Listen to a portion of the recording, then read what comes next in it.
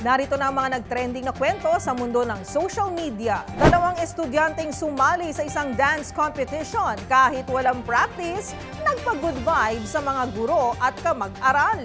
Instant noodles mula China, kinilala bilang pinakamalaking cup noodles sa buong mundo. 84-year-old twin grandmas nagsusuot ng matchy outfits araw-araw mula pagkabata. Fur babies ng isang lola kinaaliwan online. At Taylor Swift nasungkit ang 3 parangal sa 2023 MTV Europe Music Awards at G-Dragon ng Big Bang nagdegatibo sa preliminary drug test.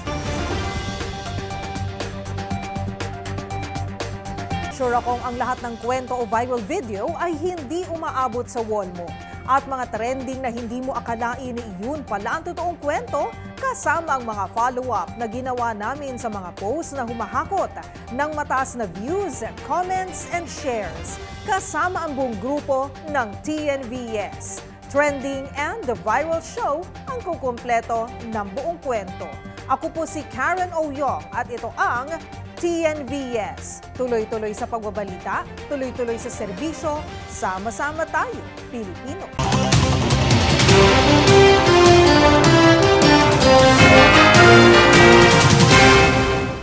Para sa ating unang trending video, extraordinary.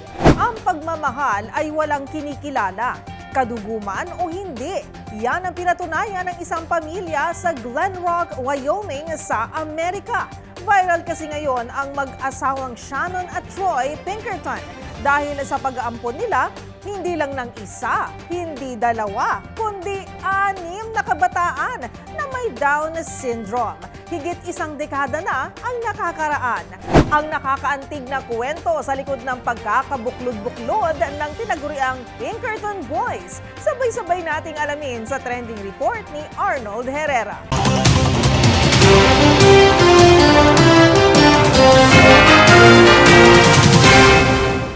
Everyone deserves a family. Isang munting pangarap na minsan ay mahirap isakatuparan. Ngunit para sa mag-asawa mula sa Amerika na sina Shannon at Troy Pinkerton, hindi lang ito isang pangarap kundi isang katotohanan na kanilang pinanghahawakan. Sila kasi ay nag-ampon ng hindi lang ng isa, hindi lang 2, kundi 6 na batang may Down syndrome. Ang kanilang pag-a-adopt nagsimula higit 1 dekada na ang nakararaan. Maagang namulat sa kamunduhan si Shannon na lumaki sa pamilyang dating nagpatakbo ng group home facility para sa mga batang may special needs. Dahil dito, noong 2009, mismong anak ng mag-asawa na si Cody ang nagkumbinsi sa kanila na ampunin si Joey, una sa 6 na Pinkerton Boys. Ngayong taon, mas lumaki pa ang pamilya Pinkerton sa pagpasok nina Devlin, Julian, Cameron, Anthony at Tracy. Maliban sa Down syndrome, ang iba sa kanila ay may autism at dwarfism din.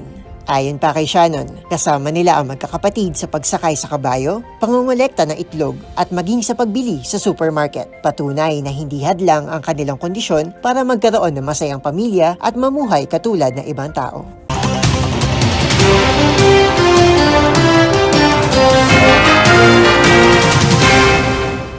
Sa ating next viral story, no practice, no problem. Successful pa rin ang performance ng 2 estudyante sa isang dance competition mula Tacloban kahit na walang practice ang mga ito. Napasaya pa kasi nila ang mga nanonood na guro at kapwa kamag-aral dahil sa kanilang kwelang steps. Panoorin ang kanilang nakakaaliw na dance performance sa trending report ni Pamela Adriano.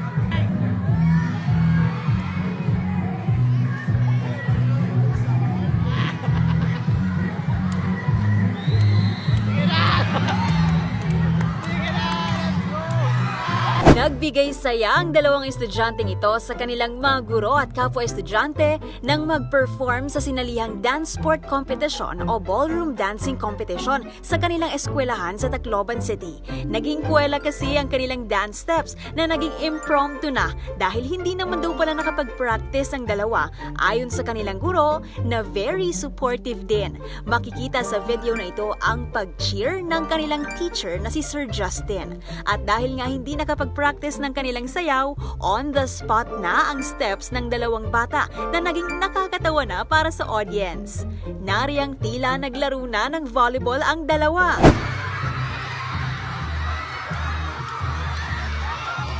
At pati boxing.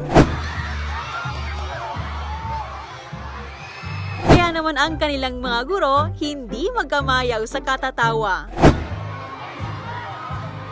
Ito ang naging kwelang performance ng dalawang bata habang ang ibang kasali sa competition ay seryosong-seryoso sa kanilang pagsayaw. Grade 7 students ang dalawang estudyante na kinilala bilang sina Eljon at Gerald.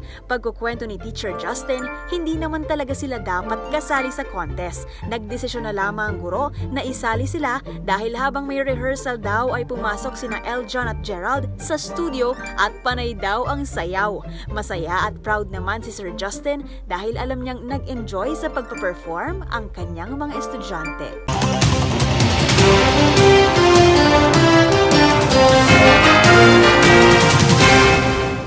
Sa ating next trending story, Lola's Fur Babies. Isang lola mula Novaliches sa Quezon City ang bida ngayon online kasama ang kanyang mga alagang aso na tila yata mga paborito niyang apo.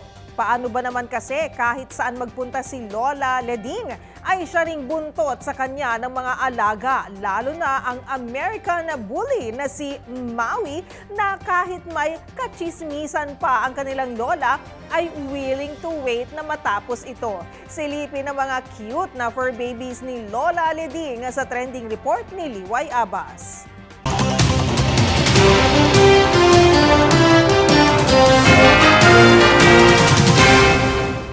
Kung may fur parents, pwede na rin sigurong tawaging fur grandma ang bida sa ating story ngayon, tampok ang isang lola mula Novaliches na tila yata mas paborito pa ang mga alagang aso kaysa kanyang mga apo.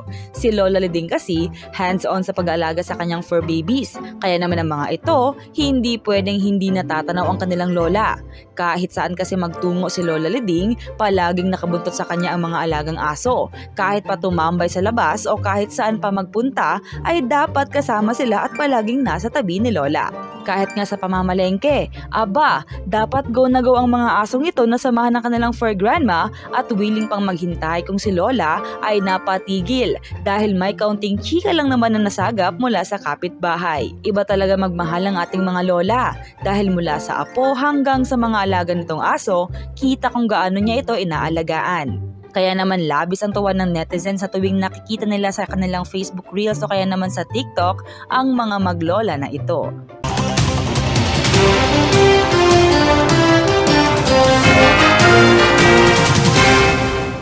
Para sa ating next viral story, twins and twinning.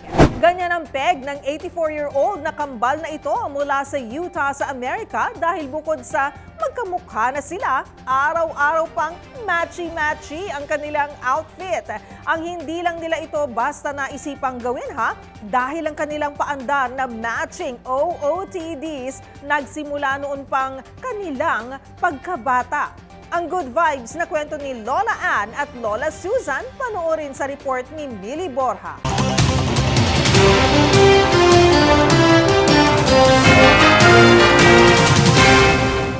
Ang nakikita niyo po sa inyong screen ay hindi double. Sila ay sina Lola Susan Briggs at Ann McQueen, ang 84-year-old na identical twin mula Utah. At ang dalawang magkapatid na ito ang pumukaw sa atensyon ng publiko kamakailan matapos mag-trending ang pagsusuot nila ng parehong outfit o di naman kaya ay matchy OOTDs. Bagamat pangkaraniwan na sa mga kambal ang magsuot ng parehong style ng damit, ibahin nyo sina Lola Susan at Lola Ann. Simula pa lang kasi nung bata, ginagawa na nila to araw-araw. Hindi man palaging same outfit, sinisiguro nila na pareho ng kulay o nagko-complement ang kanilang damit. Ayon sa dalawa, itinuturing na daw talaga nila ang isa't isa na best friends at talagang hindi umano mapaghiwalay ang dalawa. Nagsimulang gumawa ng ingay ang matchy styles at unique videos nang ma-feature sila sa TikTok account ng kanilang grandson-in-law na si Michael. At ayon sa magkapatid, bagamat masyado na silang matanda para alamin pa kung paano gumagana ang social media, sigurado naman daw na masaya sila sa atensyon at papuring nakukuha mula sa netizens.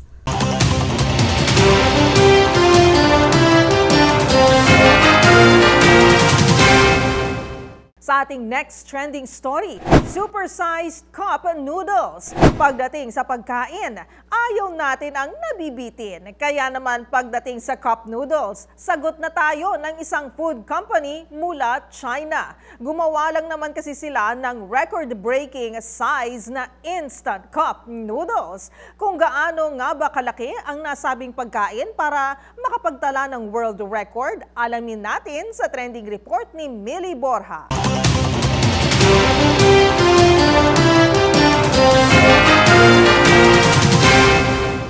Para sa mga noodle lover dyan o yung mga mahilig kumain ng instant cup noodles, aba, mukhang nahanap na namin ang tamang world record para sa inyo.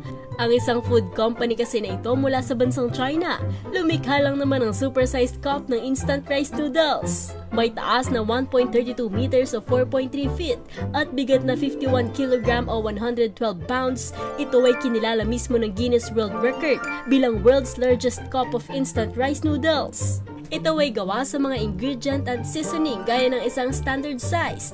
Kasama na dyan ang suka, chili oil, mani, sour bamboo shoots, dried tofu skin, at bean curd sticks. Ang rice noodles na ito o Liu Shifen ay kilala para sa matapang nitong amoy at nag-originate sa city na Liuzhou, Guangxi, China. At para naman sa mga curious dyan at nag-aalala na baka masayang ang ginawang pagkain, siniguro mismo ng Guinness World Record na matapos itong ideklara sa Book of Records, kinonsumo ng mga staff ng kumpanya ang noodles.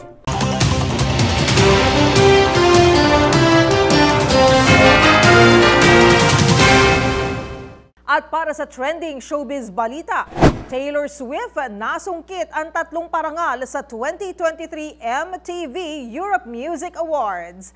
At G-Dragon ng Big Bang nagnegatibo sa preliminary drug test. Mga detalye sa report ng ating showbiz angel.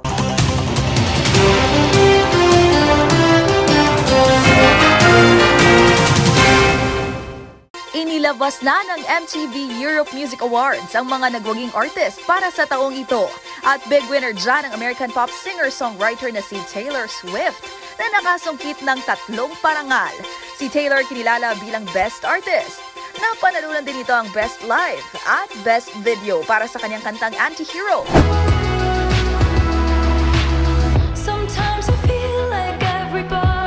Gumawa naman ng kasaysayan ng BTS member na si Jungkook bilang kauna-unahang Korean solo artist na nagwagi ng best song para sa kanyang kantang 7 featuring Latto. Week, Monday, Tuesday, Wednesday, Thursday, Friday, 7 days a week, every hour, Pero hindi lang yan dahil si JK nagwagi rin bilang Best K-Pop. Best Push Award naman ang iginawad sa Tomorrow by Together. Best R&B ang singer na si Chris Brown. Best Pop si Billie Eilish. Habang Best Hip-Hop si Nicki Minaj. Samantala sa iba pang balita, nagnegatibo sa preliminary drug test ang K-pop star at Big Bang member na si G-Dragon. Sa ulat ng local media, nagtungo ang rapper-singer sa Narcotics Unit ng Regional Investigation Department ng Incheon Metropolitan Police Agency kung saan sumailalim ito sa region test at nagsumite ng hair at urine samples. Ayon mismo kay G-Dragon, negative ang resulta at nag-request din niya ito ng thorough examination. Hindi pa rin daw sinusurrender ni GD ang kanyang cellphone, ngunit willing naman daw itong makipag-cooperate sakali manghingin ito ng mga otoridad bilang bahagi ng investigasyon. Nanindigan din si GD na walang kahit anong ebidensya na magtuturo sa kanya umanong paggamit ng illegal na droga. Bagamat wala pa raw kasiguraduhan ang singer sa kung ano ang mga susunod na mangyayari, ay umaasa itong ilalabas ng mga otoridad ang resulta sa lalong madaling panahon at huwag na raw masyadong mag-alala ang kanyang fans.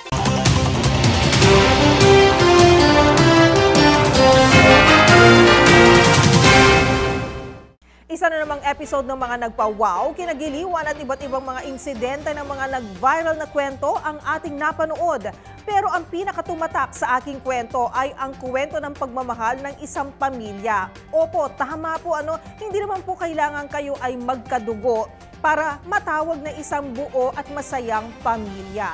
Ito po ay paminsan nagkakasama-sama lang po by chance o sa pagkakataon o di naman po kayo pinipili rin po natin kung sinong gusto nating makasama bilang parte ng ating pamilya. Pero ang pinakatumatak sa aking kwento ay ang kwento nitong ating pamilya na tama naman po hindi kailangan maging magkadugo para masabing kayo isang buo at masayang pamilya. Dahil po ang tunay na pamilya paminsan po ay nagkataon lamang po na kayo nagsama-sama o di naman po kayo pinili po ninyo ang isa't isa para masabing kayo po ay isang pamilya. Kaya naman po nakakabilib po itong mag-asawa na ito dahil pinili po nila na mahalin, tanggapin at i-adapt po ang mga kabataang ito na hindi lamang po sila katulad natin na mga ordinaryong mga tao, kundi meron po silang special na case. Napaka-special po nila, kaya naman po dahil nga may Down syndrome po sila, ibig sabihin po nito ay kailangan din po ng espesyal na pangangalaga at pagmamahal. Kaya naman po bilib din po tayo sa challenge, ayan po, na kayang hinaharap po ng mag-asawang ito. Kaya naman makikita naman po natin na binabalik rin po sa kanila ang pagmamahal na kanilang ibinigay. At syempre sa ating pong lahat dyan na nakaka-relate, alam naman po natin na hindi naman po kailangan maging kadugo natin ng isang tao para nga masabi natin na siya ay part of our family. Kailangan po ay tanggap po natin ang kanyang buong pagkatao at tanggap po natin ang kanyang puso, o di ba po? At ganoon rin naman po tayo sa kanila. Kaya naman po sa mga pamilya dyan, whether it is biological o hindi, nako, tamang-tama po yan, magmahalan po tayo, suportahan po natin ang isa't isa dahil napakahalaga pong unit nitong sosyedad na ito ang isang buo at masayang pamilya. Kaya naman kung meron din kayong mga katulad na istorya ay i-share nyo na yan sa ating comment section. O kaya naman itag nyo rin kami sa TikTok at DZRH News. At yan ang mga kwento sa likod ng mga nagva-viral na video. Kasama ang buong grupo ng TNVS, Trending and The Viral Show. Assignment namin na kapag may nag-trending, aalamin, bubuin at ipo-follow up namin ang mga detalye. Para kapag nakita mo ang viral video na may nag-share, ikaw na ang magdagdag ng mga impormasyong nalaman mo sa TNVS, Trending and The Viral Show.